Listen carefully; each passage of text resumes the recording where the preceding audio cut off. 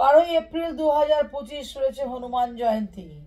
এই দিন আপনি হনুমানজিকে যদি পুজো করে প্রসন্ন করতে পারেন, আপনার জীবনের অনেক সমস্যার সমাধান হয়ে যাবে।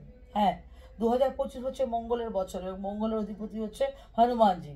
এবং এই দিনকে যদি আপনি হনুমানজিকে প্রসন্ন করতে পারেন, তাহলে পরে আপনি সকল সমস্যা থেকে বেরিয়ে যেতে পারবেন এবং 2025 কিন্তু আপনার জন্য শুভময় হতে পারে। বিশেষ করে যাদের 7.5 চলছে অর্থাৎ কুম্ভ, মীন এবং মেষ রাশি জাতক জাতিকারা, এবং যাদের ঢাইয়া চলছে অর্থাৎ ধনু এবং সিংহ রাশির জাতক জাতিকারা, অবশ্যই এই 12 এপ্রিল 2025 হনুমানজিকে পুজো করবেন এবং এই দিনকে নিরামিষ ভোজন করবেন। কোনো রকমের মাছ, মাংস কিংবা কোনো নেশা জাতীয় দ্রব্য কিন্তু গ্রহণ করবেন না। হনুমান চালিসা পাঠ করতে পারেন, হনুমান বাণ পাঠ করতে পারেন, সুন্দরকাণ্ড পাঠ করতে পারেন, যতবার ইচ্ছা পাঠ করতে পারেন। আপনি একবারও করতে পারেন, 11 বার করতে পারেন, 108 বারও করতে পারেন, 1008 বারও করতে পারেন, সেটা আপনার সামর্থ্য অনুযায়ী করবেন। এবং হনুমানজিকে আপনি এই দিনকে ছোলা, গুড়, আম, কলা, আঙুর এবং নারকেল অবশ্যই অর্পণ করবেন। আপনার সামর্থ্য অনুযায়ী যতটা সম্ভব ততটাই করবেন।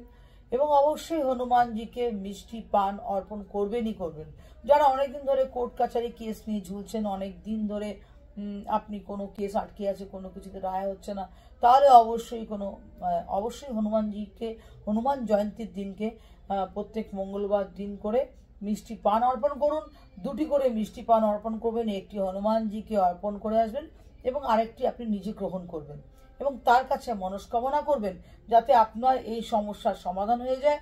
এবং যাদের বাচ্চা হচ্ছে না, অনেক বছর ধরে চেষ্টা করে যাচ্ছেন কিন্তু কোনোভাবেই বাচ্চা হচ্ছে না, তাহলে অবশ্যই প্রত্যেক মঙ্গলবার এই হনুমান জয়ন্তীর দিন 1 ফানা কলা কিনবেন এবং এক দামে কিনবেন, কোনো দরাদরি করবেন না।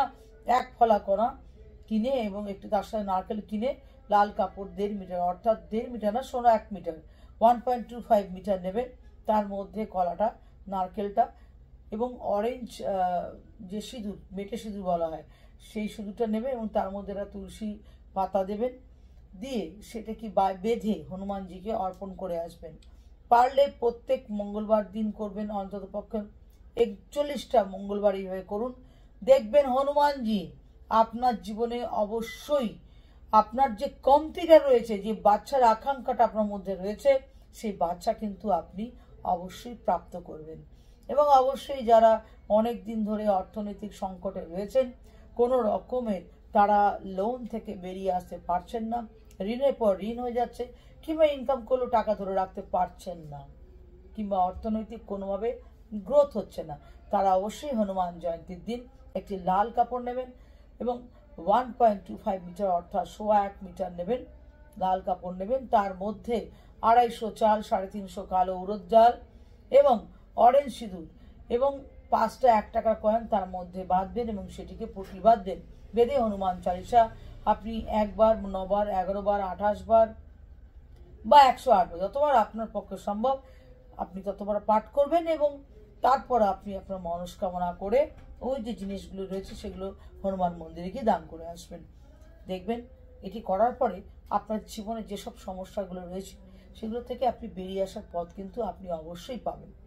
এবং যারা মহিলারা রয়েছেন তারা কিন্তু অবশ্যই হনুমানজির আগে মাথা ঝোঁকাবেন না, আপনারা প্রণাম করতে পারেন, কারণ হনুমানজি সীতাকে নিজের মা হিসাবে জ্ঞান করেছিলেন এবং হনুমানজি প্রত্যেকটি স্ত্রীকে তার মা বোন হিসাবে মনে করেন এবং তিনি চান না তার আগে কোনো মহিলা মাথা নস্তক করে প্রণাম করেন। আপনি এমনি প্রণাম করতে পারেন, মাথা নস্তক করবেন না। হনুমানজি বাল ব্রহ্মচারী, তাকে স্পর্শ করবেন না, কিন্তু এমন নয় যে আপনি হনুমান চালিসা পাঠ করতে পারবেন না, কিংবা হনুমান বাণ পাঠ করতে পারবেন না, কিংবা সুন্দরকাণ্ড পাঠ করতে পারবেন না। আপনি হনুমানজির যে কোনো মন্ত্র, যে কোনো পাঠ অবশ্যই করতে পারেন। যে সমস্ত বাচ্চাদের খুব নজর লেগে যায় কিংবা হঠাৎ হঠাৎ করে তারা রাত্রিবেলা ঘুম ভেঙে যাওয়ার পর কাঁদতে শুরু করে দেয়, তাহলে সেই বাচ্চার মায়েরা এই কাজটা করতে পারেন।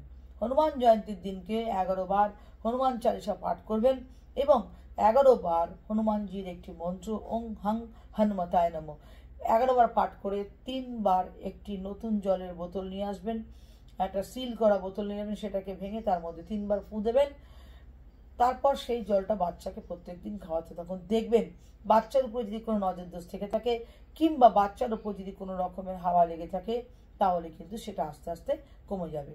এবং যাদের বাড়িতে নজর দোষ রয়েছে তারা অবশ্যই হনুমানজির মন্দিরে যাবেন এবং হনুমানজিকে চড়ানো যে সিঁদুরগুলো রয়েছে সেই সিঁদুর নিয়ে এসে বাড়ির সদর দরজার উপরে অবশ্যই একটা স্বস্তিক চিহ্ন দেবেন।